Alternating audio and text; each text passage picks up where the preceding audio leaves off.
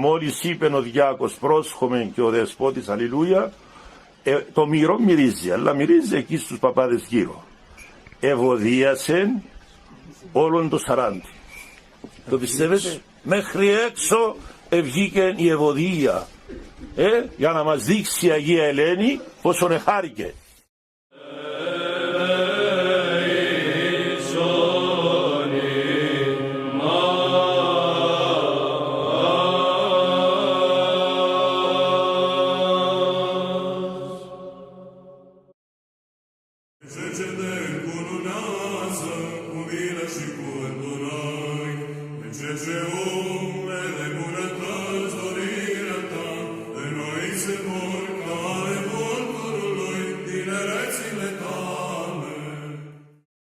Πριν μερικά χρόνια και οι ψάλτες μας οι τωρινοί είναι μάρτυρες και οι ιερείς μας, στο Σαράντι, ο ναός του Σαραντίου, ένας ναός πιο μικρός, ίσως το μέγεθος του Τιμίου Σταυρού, τόσος, όπως είναι ο Τίμιος Σταυρός ο δικός σας.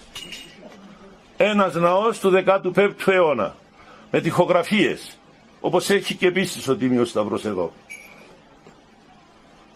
Ο παπάς εκεί ήταν πρόσφυγας από το Καπούτιν, ο Βαχαριστός Πάτερ Στυλιανός. Έχει σημασία αυτό, δεν ήταν ντόπιος. Νομίζαμε όλοι ότι η Εκκλησία είναι εγκαινιασμένη. Μυρωμένη, βαφτισμένη. Εμφανίζεται ο ναός είναι αφιερωμένος στους Αγίους εις Απόστολους Βασιλείς, Κωνσταντίνων και Ελένη. Εμφανίζεται η Αγία Ελένη σε μια γυναίκα εκεί, πώς τη λέω, Αλεξάνδρα. Ναι, καρκινοπαθής, και της λέει: Αλεξάνδρα, η εκκλησία μου στο χωριό σου, η γυναίκα έμενε στην Αγλαντζάν, αλλά ήταν από το 40. Η εκκλησία στο χωριό σου είναι αμύρωτη και αβάφτιστη. Τα παιδιά σου τα βάφτισες? Ναι. Τα μύρωσες? Ναι. Εγώ την εκκλησία μου δεν τη θέλω μυρωμένη. Της λέει: ποια είσαι εσύ? Εγώ είμαι η Αγία Ελένη, της είπε. Και να πεις του παπά να ετοιμαστείτε και του χρόνου να κάνετε εγγένεια. Ήρθεν, το είπε, το όραμα που είδε. Ο παπάς δεν το εδέχτηκε, της λέει: άτε κόρη μου, της λέει, βλέπετε οι γενέτες όνειρα και πιστεύετε. Εκκλησία 500 χρονών, εναμύρωτη, με τοιχογραφίες. Και την έδιωξε. Την επόμενη χρονιά, όταν πλησίαζε η γιορτή του Αγίου Κωνσταντίνου και Ελένης, η Αγία Ελένη εμφανίστηκε μέσα στην κουζίνα, όχι σε όνειρο, ολοζώντανη και θυμωμένη κάπως.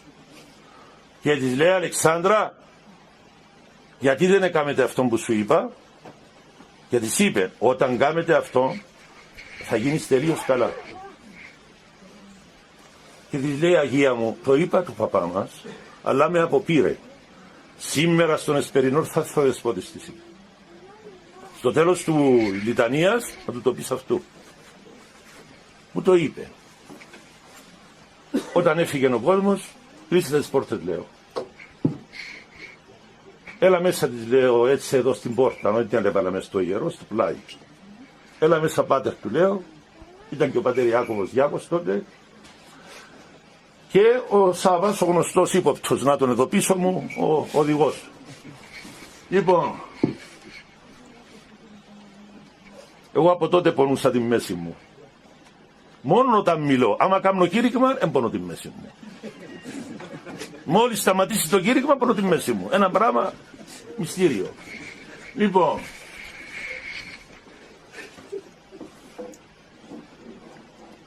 του λέω: Σάββα, σκύψε εσύ, του λέω, κάτω από την Αγία Τράπεζα, να δούμε αν έχει φυτό. Λέγεται φυτό, είναι ο στήλος, που είναι μες στη μέση της Αγίας Τράπεζας. Σκύβει ο άνθρωπος, μου λέει: έχει, μου λέει, αλλά είναι χαρασμένος. Είναι χαρασμένος, μου λέει. Είναι ατέλειωτος. Ένα κουτί τετράγωνο, μου λέει. Όπως έχουμε εμείς ορφαλόν εδώ, στην κοιλιά μας, έχει και η Αγία Τράπεζα, όπως προσέξετε, που βάζουμε στο κέντρο τα λείψανα των Αγίων Μαρτύρων. Και μετά από πάνω, για προστασία, βάζουμε κυρομάστιχο. Αλλά μένει το από πάνω μέρος του κυρομάστιχου, ξηραίνεται. και λέγεται οφαλός, όπως λέγεται και η κοιλιά η δικιά μας.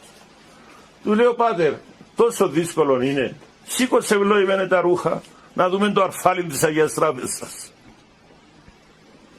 Σηκώνουμε τα ρούχα, δεν είχε οφαλό. Γυρίζω στην Αλεξάνδρα μου, έχει δίκιο η Αγία. Αμαρτήσαμε, έστω επιστέψαμε. Λοιπόν, ο παπάς ο καημένος ζήτα συγχώρεση συνεχώς. Λοιπόν, και ετοιμαστήκαμε και την επόμενη χρονιά έκαναμε παρακαλώ τα εγγένεια. Όπως σήμερα να ακούσετε την ώρα που σας είπα μυρώνουμε την Αγία Τράπεζα, λέει ο διάκος δυνατή τη φωνή, πρόσχομεν, και ο δεσπότης, αλληλούια, αλληλούια, αλληλούια. Μα μόλις είπε ο διάκος πρόσχομεν και ο δεσπότης αλληλούια, το μυρό μυρίζει, αλλά μυρίζει εκεί στους παπάδες γύρω. Ευωδίασε όλον το 40.